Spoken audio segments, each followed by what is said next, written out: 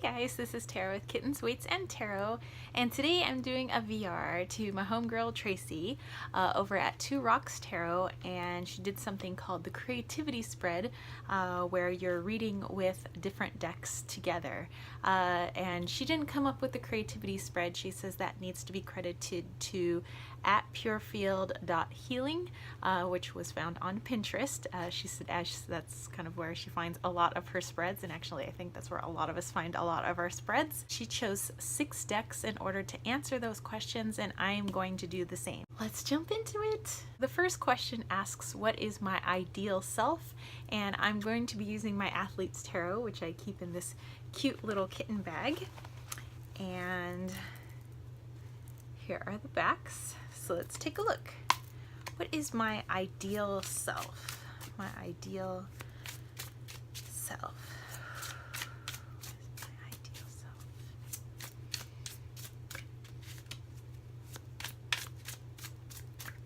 Okay. And here I have the 10 of Wands, and this is represented with Arnold Schwarzenegger, and I believe this was like in the movie Pumping Iron. Okay, so, and obviously this guy's got a lot of weight on his back. So my ideal self is what I'm getting to be more carefree. You know, I kind of feel like I have a lot on my plate right now, and I have a lot of like ideas for creative projects that I want to do, and it's like I want to do so much and I want to do it all right now. Plus all the other stuff, you know, that I have to get done with my other jobs. So yeah, my ideal self is one in which I don't feel like I have the weight of everything I want to do pressing on my shoulders. So yeah, I'd say that's pretty accurate. Question number 2 is, what is my creative block? And I'm going to be using the Animal Kin Oracle. So what is my creative block? And here's the backings. Let's go ahead and find out. What is my creative block? What is my creative block? This one's kind of sticking out to me. Eagle, strength with the yellow, so very solar plexus-y. I think my creative block is that I have so much creativity. I have so much that I want to do. I have an overabundance of like ideas that I get overwhelmed, and it takes me a long time to then take the first step towards just one project, because I'm like, well, what if I also do this project? And I'm like getting inspired by all these different projects. So I think my creative block is not a block in the sense that I can't come up with stuff, but it's a block in the sense that I have so much that I've come up with that it's like hindering me just beginning. Okay, or finishing, but I always do finish. Okay, so I'm gonna use this same deck for my past influences and beliefs when it comes to my creativity. So what am I, whoa, okay, well that's too many cards, so we're gonna keep shuffling. What is my past influences, beliefs? My past influences, beliefs, and when it comes to my creativity. Okay. Cicada cycles. There we go. What I'm getting for that is that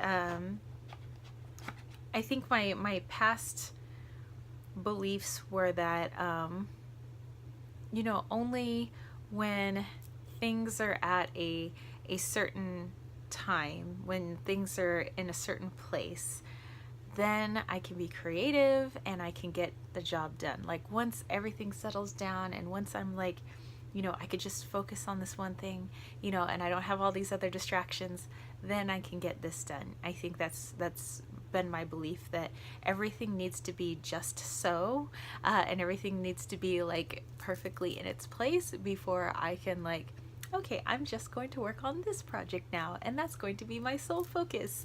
And we know that there's a lot more going on in life than just one sole focus on one thing. You know, I have a lot of things going on in my life, and so being able to just have just that to focus on and not have anything else to worry about is I think what's hindered me in the past, that kind of belief that everything needs to be just perfect, everything needs to be just right, and the cicada is like, no.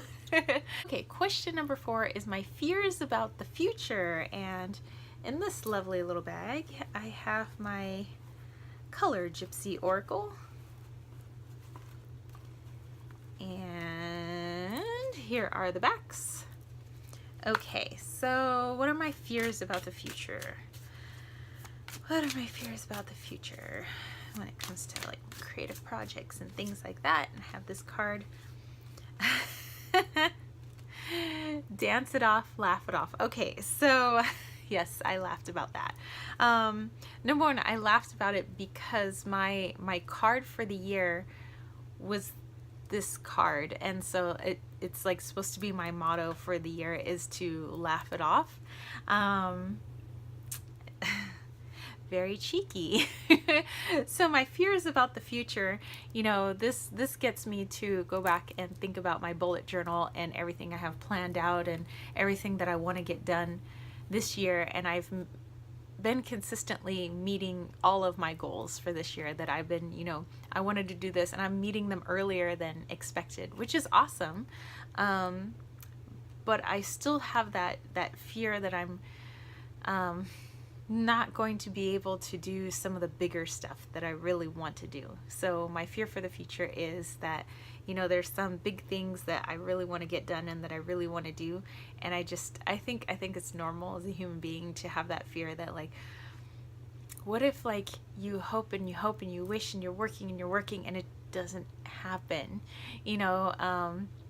And I know that, you know, the universe is like always trying to work in our favor. So, you know, maybe we don't get what we want, or what we think we want, but, you know, eventually we get something even better. And it's that fear of like the unknown that it's like, well, what if I don't get what I think I need and I want? And, you know, and I don't want that feeling, that tower feeling, you know? And I know something eventually awesome would happen. It's just that, like, ooh, you know, I have a plan, and what if it doesn't go as planned, you know? So yeah, that's what I get from this. Okay, so next question is my creative sweet spot. So what allows me to create, and I'm going to be using New Age Hipsters Insta Oracle for this one. And here's the backs of her cards. And let's see, what is my creative sweet spot? Let's see. Ooh, okay, well that card popped out, so we will look at that card. Burrito. My creative sweet spot. And that's kind of like a mess of I think that's like a wet burrito and some rice and beans and a Corona, and there's a lot going on that plate. So my creative sweet spot, okay, this may sound contradictory, but you know how it's like I feel like everything needs to be just so and in its place before I can start. But my best projects and the best things I've ever done have occurred when everything seems to be happening at the same time, and I have a lot going on, you know, and it's like it's been that like laser focus trying to get this thing done while working on this thing and like trying to put out this fire and do this. So my creative sweet spot is actually when I have a lot of stuff going on, is usually when I create some pretty awesome stuff. It's just, it really stresses me out. But I'm happy with the product in the end. Question number 6. What must I leave behind? Okay, and I'm going to be using the Chinese fortune reading cards for this. So what must I leave behind so I can move forward in my creative process? What must I leave behind? By the way, these are beautiful backings. Okay, let's see. What must I leave behind?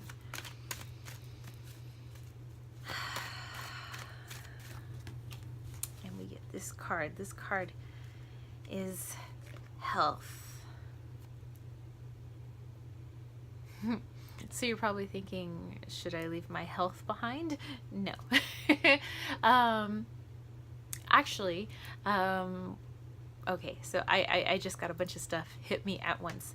But okay, so you know how I've said I have a lot, I always have a lot going on, I have a lot going on with my, my main career. I have, my side jobs, and I have a lot going on with them, and a lot of things happening at once, my coaching and photography and my tarot business and all of that.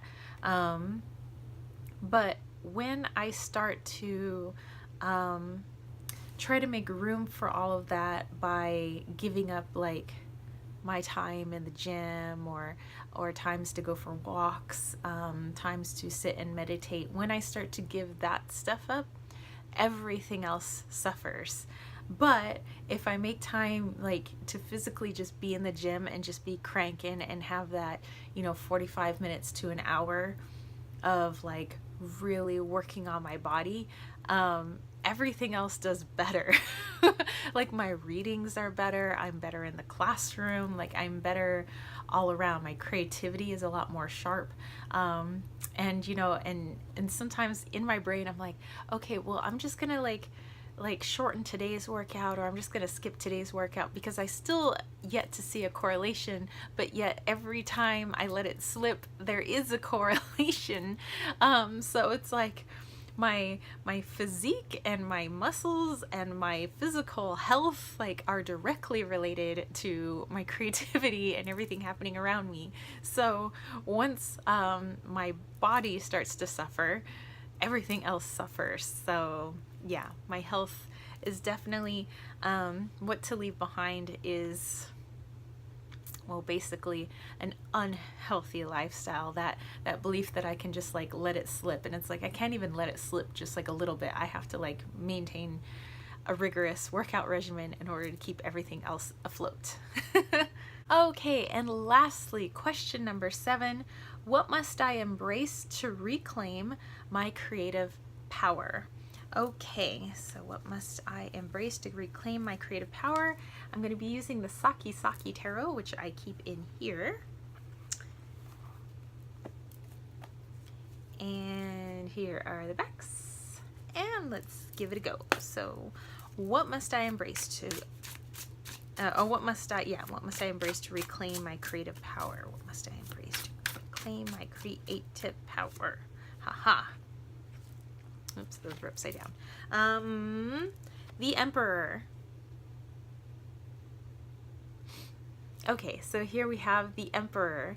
So what I need to embrace is I need to embrace that more masculine side of myself, the one that has the focus, that gets my lazy butt up and is like, come on, let's get this done. I know you're tired. I know, there's time for rest, and we'll have our bits of rest here and there, but there's times where we're just avoiding things, and that's where the Emperor comes in. So yes, it's good to have rest, and I do rest, but when it becomes less of like self-care and more in the avoidance territory, that's when I need to embrace my inner Emperor. That's that nagging little thing in the back of my head that's like, come on, you have to get up, we got stuff to do, we don't have time for this right now. It's like, yeah, so just need to embrace that inner Emperor there. Alright, so that's it, you guys. Those were all the questions, and I liked being able to use multiple decks and seeing how they all work together, and I thought they worked together rather seamlessly.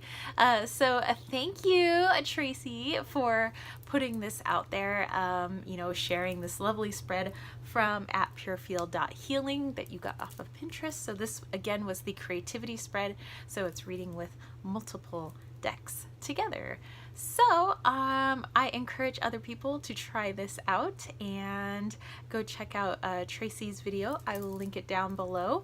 And yeah, I hope you guys have an awesome day. So if you dug this video, don't forget to give it a thumbs up. Don't forget to click subscribe, and don't forget to click that ding ding ding notification bell for more videos just like this. And if you want to catch a reading with me, something more detailed and something more fitting for your personality, then definitely check out www.kittensweightsandtarot.com and join that KWT tribe over at patreon.com/kittensweightsandtarot. If you like what I do, you want to support what I do, and you want to help come up with awesome ideas for future videos or meetups, or anything else that you can think of, classes that you want me to do. I am currently working on an Oracle deck. It's going to take some time, but it's definitely going to take a lot of support to help get it off the ground. So, and you also get freebies in the process. Like, what? All right, so I will catch you spiritual homies later. Peace, love, and chicken grease. Peace out.